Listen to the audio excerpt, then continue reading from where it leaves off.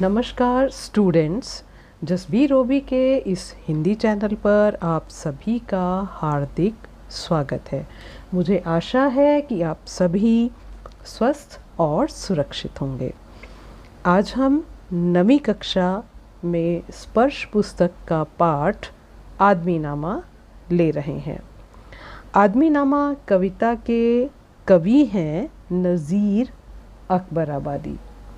आइए कविता शुरू करने से पहले हम नज़ीर अकबराबादी जी के विषय में थोड़ा सा परिचय जान लें। उर्दू के प्रसिद्ध शायर नज़ीर अकबराबादी का जन्म सन 1735 में आगरा में हुआ था। मियाँ नज़ीर राह चलते नज़्में कहने के लिए बहुत मशहूर थे।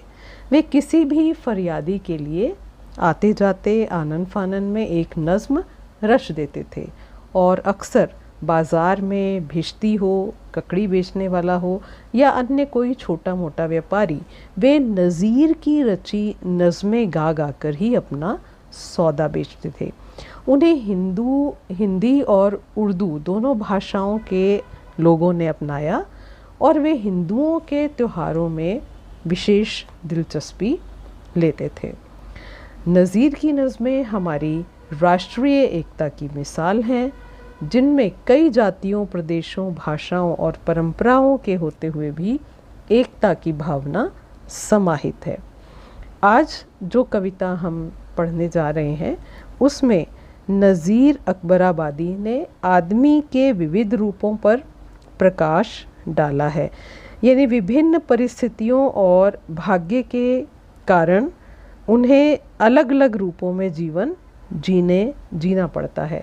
तो आइए शुरू करते हैं नज़ीर अकबराबादी की ये कविता। दुनिया में बादशाह है सो है वह भी आदमी, और मुफलिस और गदा है सो है वो भी आदमी।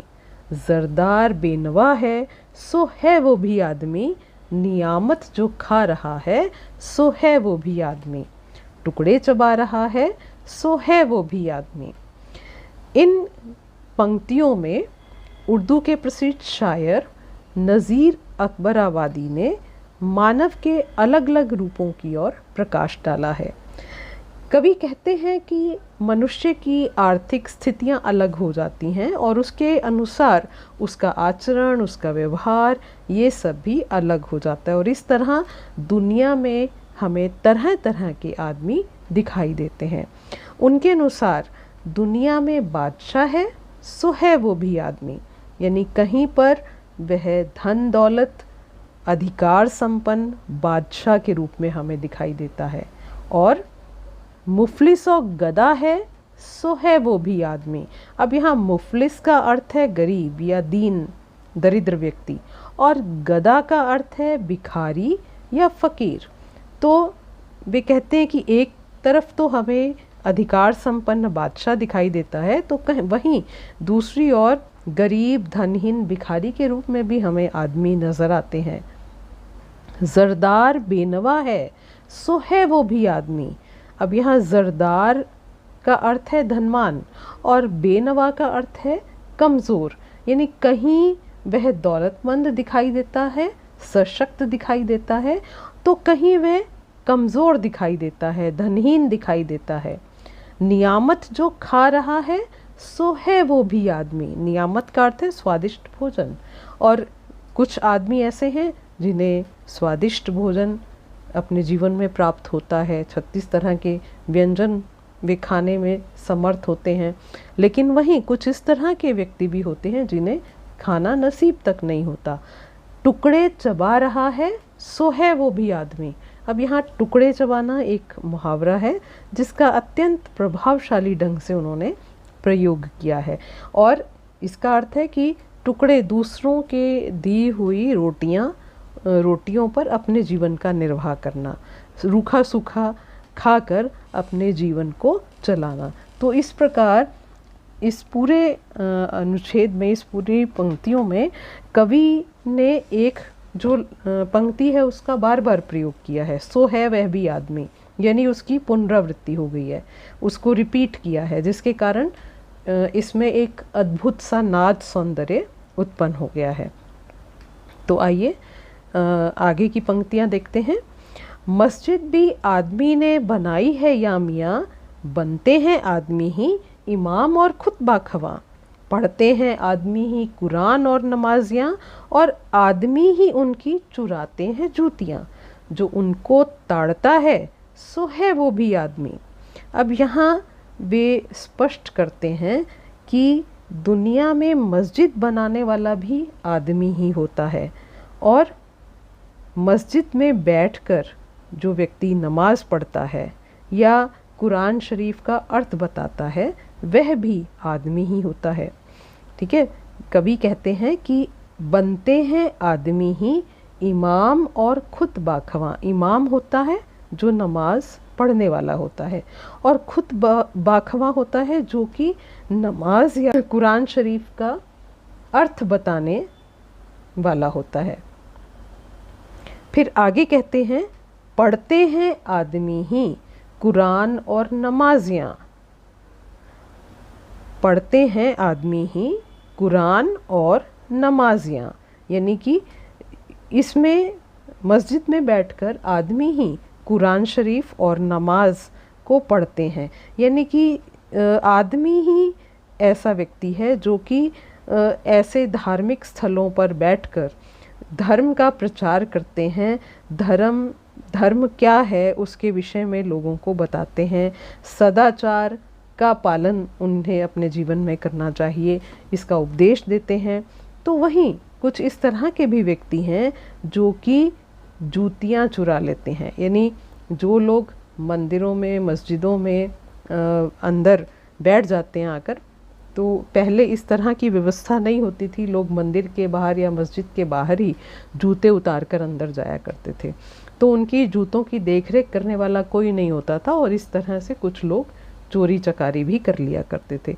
तो यहाँ पर वे इस तरह के लोगों की ओर इशारा करते हैं कि कुछ दुष्ट और नीच आदमी इस तरह के भी होते हैं जो कि मंदिर में आकर इमाम और नमाजियों की जूतियाँ चुरा कर ले जाते हैं।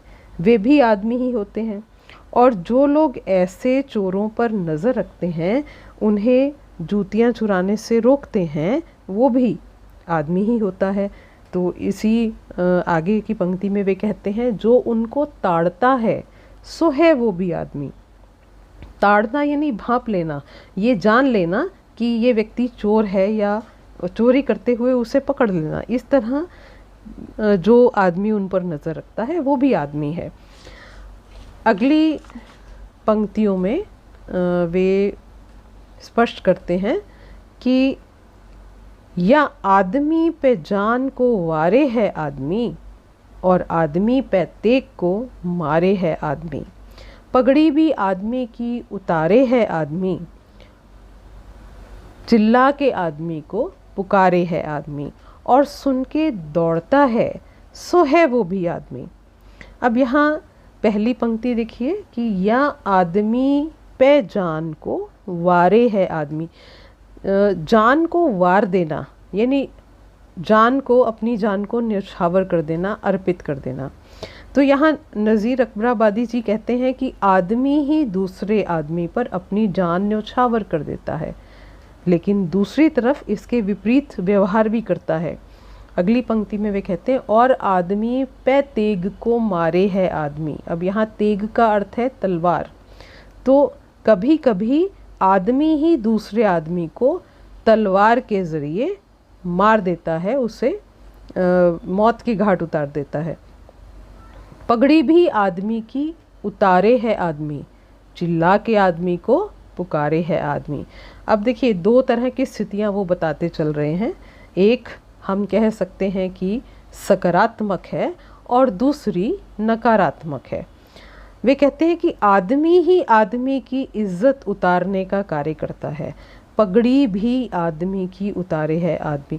पगड़ी उतारना का मतलब है, हमारे यहाँ पे पगड़ी पहनाने का मतलब है कि सम्मान करना, और पगड़ी किसी की अगर उतार दी जाती है तो इसका मतलब है कि उसको अपमानित करना।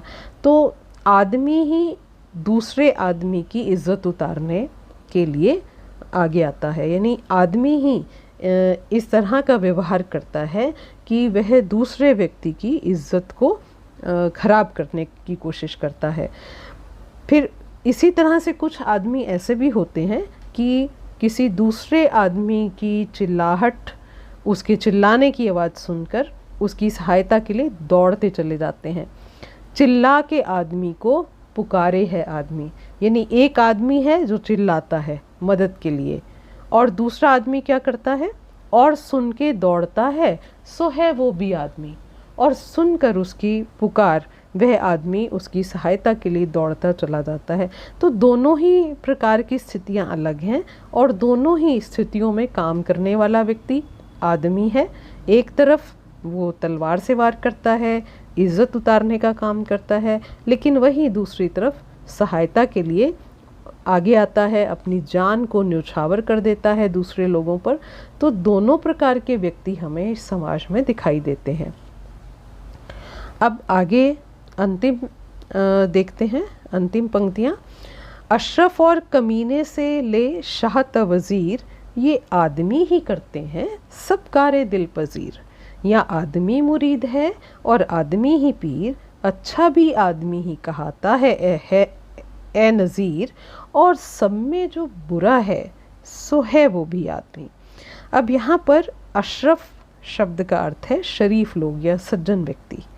अशरफ और कमीने से ले शाह वज़ीर, कवि कहते हैं कि कुछ आदमी शरीफ होते हैं, अशरफ होते हैं, और कुछ आदमी कमीने होते हैं, यानी नीच स्वभाव के होते हैं। बादशाहों से लेकर मंत्रियों तक सब अपने मनमाने काम करते हैं। ये आदमी ही करते हैं सब कारे दिल पजीर। कारे का अर्थ है कार्य करना और दिल पजीर का अर्थ है जो मन चाहा, यानी जो उनके मन को अच्छा लगता है उस तरह का कार्य करते हैं, यानी मन माने ढंग से काम करते हैं। तो ये सब तरह के व्यक्तियों की बात कर रहे हैं कि चाहे वो बादशाह हो, मंत्री हो, अशरफ यानी शरीफ आदमी हो, या नीच स्वभाव का व्यक्ति हो, कमीना व्यक्ति हो, वे सब अपने दिल के हिसाब से अपने मन को अच्छे लगने वाले कार्य करते हैं। या आदमी मुरीद है और आदमी ही पीर। वे कहते हैं आदमी ही मुरीद की भूमिका निभाता है और आदमी ही पीर की भूमिका निभाता है। मुरीद का मतलब होता है शिष्य और पीर का अर्थ होता है धर्मगुरु। जो मुस्लिम संत हैं उन्हें पीर कहा जाता है। तो यहाँ पर वे कहते हैं कि आदमी दो भूमिकाओं में हमें नज़र आता है, एक गुरु की भूमिका जो कि उपदेश देता है और एक उसके शिष्य की भूमिका जो अपने गुरु के प्रति असीम श्रद्धा आस्था लेकर आता है। तो इस तरह वे कहते हैं ये दोनों भी किस्म के आदमी ही हैं। फिर आगे वे कहते हैं अंतिम दो लाइनों में, अच्छा भी आदमी ही कहाता है ए नज़ीर, और सब में जो बुरा है सो है वो भी आदमी। यानी जो आदमी अच्छा है वो भी आदमी ही है।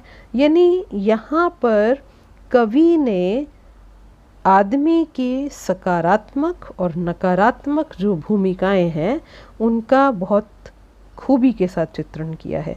वे कहते हैं अच्छा काम करने वाला व्यक्ति अच्छा आदमी कहलाता है और बुरा काम करने वाला व्यक्ति बुरा आदमी कहलाता है। तो इस तरह कवि ने हमारे समक्ष आदमी की परस्पर विरोधी भूमिकाएं दिखाकर आदमी को उसके व्यवहारों का आईना दिखाया है कि देखिए, अगर आप अच्छा कार्य करते हैं तो आप अच्छे लोगों में गिने जाएंगे, अगर आप बुरा व्यवहार करते हैं, बुरा आचरण करते हैं तो आप बुरे लोगों में गिने जाएंगे। तो इस तरह से आदमी की जो भूमिकाएं हैं उसको कवि ने दो रूपों में हमारे समक्ष प्रस्तुत किया है, सकारात्मक और नकारात्मक। और कवि ने खड़ी बोली हिंदी और उर्दू की शब्दावली का बहुत ही सुंदर तरीके से और भावानुरूप प्रयोग किया है। और इसके साथ ही साथ कुछ मुहावरे जैसे कि हमने चर्चा की, टुकड़े चबाना, तेग मारना और पगड़ी उतारना जैसे मुहावरों का अत्यंत सटीक वर्णन, सटीक प्रयोग उन्होंने यहाँ पर किया है। इसके अतिरिक्त कुछ तुकांत शब्द हैं जिससे पंक्ति का, उनकी कविता के पंक्ति का अंत होता है कि उनकी तुक मिलती है, जिसकी वजह से नाद सौंदर्य इन पंक्तियों में आ गया है। तो मुझे आशा है कि आप सभी को ये कविता पसंद भी आई होगी और बड़ी अच्छे से समझ भी आई होगी। और यदि आपको ये वीडियो अच्छा लगा तो आप इसे लाइक कीजिए, कमेंट ज़रूर करिएगा और शेयर भी कीजिए अपने मित्रों के साथ। And please subscribe my channel also. So thank you for watching the video.